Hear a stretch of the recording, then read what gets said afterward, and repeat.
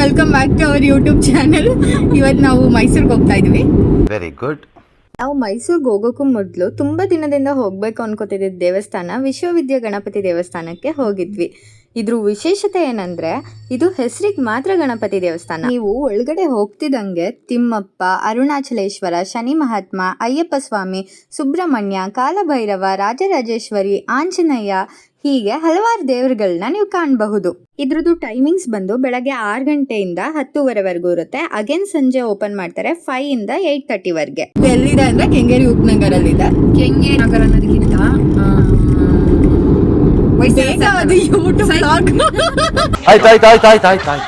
ಯಾಕೆ ಅಂದ್ರೆ ಸಮಯ ಇಲ್ಲ. ಹೊಯ್ಸಳ ಸರ್ಕಲ್ ಅಲ್ಲಿ ಇದೆ ಅದು. ಎಲ್ಲರೂ ಹೋಗಿ ಇದನ್ನ ಮುಗಿಸಿ ನಮ್ಮ ಪಯಣ ಮೈಸೂರು ಕಡೆಗೆ ಸಾಗ್ತಿದೆ. ಮೊದಲು ನಾವು ಹೋಗ್ತಿರೋದು ಚಾಮುಂಡಿ ತಾಯಿ ನೋಡಕ್ಕೆ, ಅಂದ್ರೆ ಚಾಮುಂಡಿ ಬೆಟ್ಟಕ್ಕೆ. ರಶ್ ಇದ್ರೆ ಏನ್ ಮಾಡೋದು? ರಶ್ ಇದ್ರೆ ಇವತ್ತು ದರ್ಶನ ಪಡ್ಕೊಂಡೇ ಬರ್ತೀವಿ.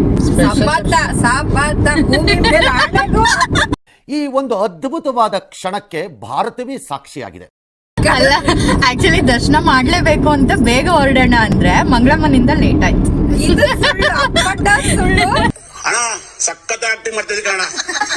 ಇವಾಗ ನಮ್ ಚಟ್ಪಟ್ನ ಸಿಗುತ್ತೆ. ಗೊಂಬೆಗಳ ನಾಡಿನ ಗೊಂಬೆ ಊರು, ಅದ್ರಲ್ಲಿ ನಾನೇ ಒಬ್ಳು. ಅದೇ ಸತ್ಯವನ್ನೇ ಹೇಳುತ್ತೇನೆ, ಸತ್ಯವನ್ನಲ್ಲದೆ ಏನು ಹೇಳೋದಿಲ್ಲ. ಫ್ರೆಂಡ್ಸ್ ಎಲ್ಲ ಗೊಂಬೆ ಅಂತಾನೆ ಸೇವ್ ಮಾಡ್ಕೊತಿದ್ರು, ಗೊಂಬೆ ಅಂತಾನೆ ಕರಿತಾ ಇದ್ರು. ಬಟ್ ಹೆಸರು ಅಂತ ಕರಿತಾ ಇದ್ರು, ಇಲ್ಲ ನಾನ್ ಚೆನ್ನಾಗಿದ್ದೀನಿ ಅಂತ ಕರಿತಾ ಇದ್ರು, ನನ್ಗೆ ಗೊತ್ತಿಲ್ಲ. ಬಟ್ ಕರಿತಾ ಇದ್ರು. ಇದೆ ಇಲ್ಲೊಂದು ಸಮಸ್ಯೆ ಖಂಡಿತ ಇದೆ. ಮಂಗಳಮ್ಮ ನೀವು ಮರಿಬೇಡಿ, ನಾನು ನಿಮ್ಮನ್ನೇ ನೋಡ್ತಾ ಇದ್ದೆ. Why I don't understand. ಇವ್ರಿಗೆ ಚೀಫ್ ಗೆಸ್ಟ್ ತರ ನೋಡ್ತಾ ಕೂತಿದ್ರು. ನಿಮ್ಗೆ ಯಾಕೆ ಬೇಕದು? ತಿಕಾ ಮುಚ್ಕೊಂಡು ಹೋಗಲ್ಲ. ಇಲ್ಲ, ಇವಾಗ ಮಂಗಳಮ್ಮ ಅವರು ನಿಜ ಹೇಳಿದಕ್ಕೆ ವಿಡಿಯೋದಲ್ಲಿ ವಿಡಿಯೋ ಡಿಲೀಟ್ ಮಾಡಂತ ಹೇಳ್ತಿದ್ದಾರೆ. ವೈ ನೀವಿಬ್ರು ಸಿಕ್ಕಾಪಟ್ಟೆ ಒಳ್ಳೆಯವರು. ಏನಂದೆ ಇನ್ನೊಂದ್ಸಲ ಹೇಳು. ಇಂತ ಫ್ರೆಂಡ್ಸ್ ಎಂತ ಜನಕ್ಕೆ ಸಿಗ್ತಾರೆ. ಜೋಕು ಸಾಕ್ಷಿ ನಾಶ ಮಾಡ್ತಾ ಇದ್ದಾರೆ. ವೈ ಚಾಮುಂಡಿ ಬೆಟ್ಟ ಒಂದು ಶಕ್ತಿಪೀಠ. ಅಷ್ಟದಶ ಶಕ್ತಿಪೀಠಗಳಲ್ಲಿ ಇದು 4ನೇದು. ಚಾಮುಂಡೇಶ್ವರಿ ಅನ್ನೋ ಹೆಸರು ಯಾಕೆ ಬಂತು ಅನ್ನೋದಕ್ಕೆ ಹಲವಾರು ದಂತಕಥೆಗಳಿವೆ.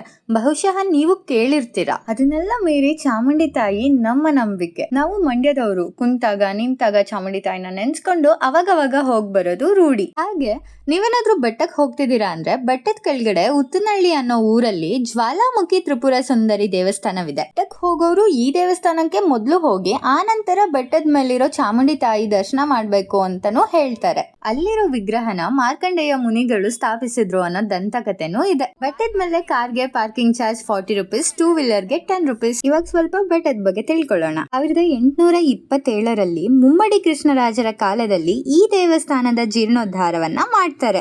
ಆ ಸಮಯದಲ್ಲಿ ಇವಾಗ ನೀವೇನ್ ನೋಡ್ತಿದ್ರ ಈ ದೊಡ್ಡ ಗೋಪುರವನ್ನ ಸಹ ನಿರ್ಮಾಣ ಮಾಡ್ತಾರೆ. ಜೊತೆಗೆ ಸಿಂಹ ವಾಹನವನ್ನ ಕೂಡ ಕೊಡುಗೆ ನೀಡ್ತಾರೆ. ಈ ದೇವಸ್ಥಾನವನ್ನ 10ನೇ ಶತಮಾನದಲ್ಲೇ ಪುಣ್ಯಕ್ಷೇತ್ರ ಅಂತ ಪರಿಗಣಿಸಿರ್ತಾರೆ. ಇಲ್ಲಿಗೆ ನಾವು ಮಾತ್ರ ಅಲ್ಲ, ವಿದೇಶದಿಂದಲೂ ಜನ ಬರ್ತಾರೆ, ಅಷ್ಟು ಪ್ರಸಿದ್ಧಿ ಈ ಬೆಟ್ಟ. ನಂದಿ ನೋಡ್ದೆ ಹೋದ್ರೆ ಹಂದಿಗಿಂತ ಕಡೆ ಅಂತ ಹೇಳಿ ಇವ್ರನ್ನೆಲ್ಲ ಕರ್ಕೊಂಡ್ ಬರ್ತಾ ಇದ್ದೀನಿ. ಕರ್ಕೊಂಡ್ ಬರ್ತಾರೆ ಯಾರಾದ್ರೂ. ನಾವ್ ಬಂದಿರೋದೇ ಬಿಸಿಲು ಟೈಮ್, ಏನ್ ಮಾಡಕ್ಕಾಗುತ್ತೆ? ಬೆಳಿಗ್ಗೆನೆ ಕರ್ಕೊಂಡ್ ಬರ್ಬೇಕಾಗಿತ್ತು. ಸೂರ್ಯ ದೇವ ಈ ಕಣ್ಣಲ್ಲಿ ಇನ್ನೀ ಏನೇನ್ ನೋಡ್ಬೇಕೋ ಕಾಣೆ. ದೊಡ್ಡ ವಿಷಯ ಅಲ್ಲ ನಂಗೆ ಟ್ರೆಕ್ಕಿಂಗ್ ಮಾಡೋದು, ಬಟ್ ಬಿಸಿಲು ಅಂತ ಅಷ್ಟೇ. ಇವರಿಬ್ರು ಟ್ರೆಕ್ಕಿಂಗ್ ವಿಡಿಯೋ ಬೇಕು ಅಂದ್ರೆ ನೀವು ನನ್ನ ಚಾನಲ್ ಅಲ್ಲಿ ನಾಗಮಲೆ ವಿಡಿಯೋ ಇರುತ್ತೆ, ಹೋಗಿ ನೋಡ್ಕೊಂಡು ಬನ್ನಿ. ಎಷ್ಟು ಚೆನ್ನಾಗಿ ಟ್ರೆಕ್ಕಿಂಗ್ ಮಾಡಿದ್ರು ಅಂತ ಅದ್ಭುತವಾಗಿ ತೋರಿಸಿದೀನಿ. ಫೈನಲಿ ನಾಗಮಲೆ ರೀಚ್ ಆಗೇ ಇಲ್ಲ ಇವರು ಲಾಸ್ಟ್ಗೆ. ಪುಂಗಿದಾಸರುಗಳು. ಇವಾಗ ನಂದಿ ಬಗ್ಗೆ ತಿಳ್ಕೊಳ್ಳೋಣ. ಭಾರತ ದೇಶದಲ್ಲಿನ 3ನೇ ಅತಿ ದೊಡ್ಡ ನಂದಿ ಇದಾಗಿದೆ. ಮೊದಲನೇ ದೊಡ್ಡ ನಂದಿ ತಾಂಜಾವೂರಿನ ಬೃಹದೇಶ್ವರ ದೇವಸ್ಥಾನದಲ್ಲಿದೆ. 2ನೇದು ಲೇಪಾಕ್ಷಿಯ ವೀರಭದ್ರನ ದೇವಸ್ಥಾನದಲ್ಲಿದೆ. ಇದು ಏಕಶಿಲಾ ನಂದಿ, ಒಂದೇ ಕಲ್ಲಿಂದ ಕಟ್ಟಿರ್ತಾರೆ. ಇದ್ರ ಫೌಂಡೇಶನ್ 4 ಅಡಿ ಇದೆ. ಅದ್ರ ಮೇಲೆ ಇದನ್ನ ನಿರ್ಮಾಣ ಮಾಡಿರ್ತಾರೆ. ಈ ನಂದಿ ಎತ್ತರ 14 ಅಡಿ. 1659ರಿಂದ 1673ರವರೆಗೆ ದೊಡ್ಡ ದೇವರಾಜರುಗಳು ಮೈಸೂರನ್ನ ಆಳ್ವಿಕೆ ಮಾಡ್ತಿರ್ತಾರೆ. ಅವರ ಕಾಲದಲ್ಲೇ ಈ ನಂದಿ ನಿರ್ಮಾಣವಾಗಿರಬಹುದು ಅಂತಾನೂ ಹೇಳ್ತಾರೆ. ಯಾಕೆ ಈ ನಂದಿನ ಇಲ್ಲೇ ಸ್ಥಾಪನೆ ಮಾಡಿದ್ದಾರೆ ಅಂದ್ರೆ ಬೆಟ್ಟದ ಮೇಲೆ ಮಹಾಬಲೇಶ್ವರ ದೇವಸ್ಥಾನವಿದೆ. ಮಹಾಬಲ ಅಂದರೆ ಶಿವ. ಆ ಶಿವನ ದೇವಾಲಯಕ್ಕೆ ಹೋಗುವಾಗ ಆ ಶಿವನಿಗೆ ಎದುರಾಗಿ ನಿಂತಿರುವ ಹಾಗೆ ಈ ನಂದಿನ ನಿರ್ಮಾಣ ಮಾಡಿರ್ತಾರೆ. ಜೊತೆಗೆ ನಂದಿ ಹಿಂದೆನೆ ಒಂದು ಶಿವ ಟೆಂಪಲ್ ಇದೆ, ನೀವೆಲ್ಲರೂ ಅಲ್ಲಿಗೆ ಭೇಟಿ ನೀಡಿ. ಮಂಗಳಮ್ಮನ ಫೋಟೋ ಶೂಟ್ ನಡೀತಿದೆ. ಮುಸ್ತಫಾ ಇವರೇ, 2 ಕಣ್ಣು ಸಾಲ್ತಿಲ್ಲ. ಮಂಗಳಮ್ಮನ ಫೋಟೋ ಶೂಟ್ ಇನ್ನೂ ಮುಗ್ದಿಲ್ಲ, ಹಾಫ್ ಆನ್ ಅವರ್ ಆಯ್ತು. ಈ ಕಣ್ಣಲ್ಲಿ ಇನ್ನೀ ಏನೇನ್ ನೋಡ್ಬೇಕೋ ಕಾಣೆ. ಫೈನಲಿ ಭೂಮಿ ಟ್ರೆಕ್ಕಿಂಗ್ ಮಾಡಿಸೇ ಬಿಟ್ಲು. ಏನನ್ನು ಸಾಧಿಸಿರೋ ಸಂತೋಷ. ಹೌದಾ? ಹೌದು, ಏನು ಹೇಳಿ ಇನ್ನೊಂದ್ಸತಿ.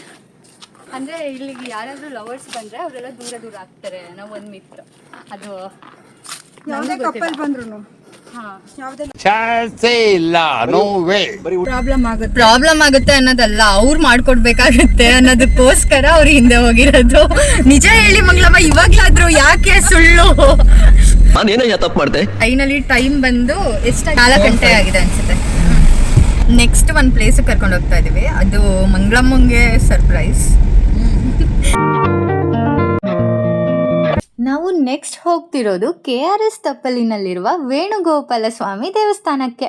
ಮೈಸೂರು ಬೆಟ್ಟದಿಂದ ವೇಣುಗೋಪಾಲ ಸ್ವಾಮಿ ದೇವಸ್ಥಾನ ಸುಮಾರು 28 ಕಿಲೋಮೀಟರ್ ಇದೆ. ಅರೌಂಡ್ 1 ಅವರ್ ಜರ್ನಿ ಆಗುತ್ತೆ. ಹೋಗುವ ಮಾರ್ಗ ಮಧ್ಯ ಇವಾಗ ಏನು ನೋಡ್ತಾ ಇದ್ದೀರಾ, ಈ ಸೇತುವೆ ಸಿಗುತ್ತೆ. ಇದಕ್ಕೆ ನಾವು 50 ರೂಪೀಸ್ ಟೋಲ್ ಪೇ ಮಾಡಬೇಕು. ನೀವೇನಾದರೂ KRS ಡ್ಯಾಮ್ ನೋಡ್ಲಿಕ್ಕೆ ಹೋಗ್ತಿದ್ರೆ 100 ರೂಪೀಸ್ ಪೇ ಮಾಡಬೇಕು. ನೀವೇನಾದರೂ ಈ ದೇವಸ್ಥಾನಕ್ಕೆ ಹೋಗೋರಿದ್ರೆ ಯೂಶಲಿ ಸಂಜೆ ಟೈಮ್ ಪ್ರಿಫರ್ ಮಾಡಿ, ಯಾಕಂದರೆ ಒಂದು ಬ್ಯೂಟಿಫುಲ್ ಸನ್ಸೆಟ್ ನೋಡಬಹುದು.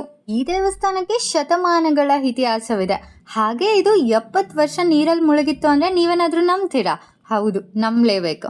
ಬನ್ನಿ ಹಿನ್ನೆಲೆ ಹೇಳ್ತೀನಿ. ಕ್ರಿಸ್ತಶಕ 12ನೇ ಶತಮಾನದಲ್ಲಿ ಸೋಮನಾಥಪುರದಲ್ಲಿರೋ ಚನ್ನಕೇಶವ ದೇವಸ್ಥಾನ ನಿರ್ಮಾಣವಾಗೋ ಸಮಯದಲ್ಲೇ ಈ ದೇವಸ್ಥಾನವನ್ನ ಸಹ ನಿರ್ಮಾಣ ಮಾಡಿರ್ತಾರೆ. 1930ರಲ್ಲಿ ಹಳೆ ಕನ್ನಂಬಾಡಿ ಗ್ರಾಮ ಅಂದ್ರೆ ಈ ದೇವಸ್ಥಾನ ಏನ್ ನಿರ್ಮಾಣವಾಗಿರುತ್ತಲ್ಲ ಅದು ಸಂಪೂರ್ಣವಾಗಿ ಮುಳುಗಡೆ ಆಗ್ಬಿಡುತ್ತೆ.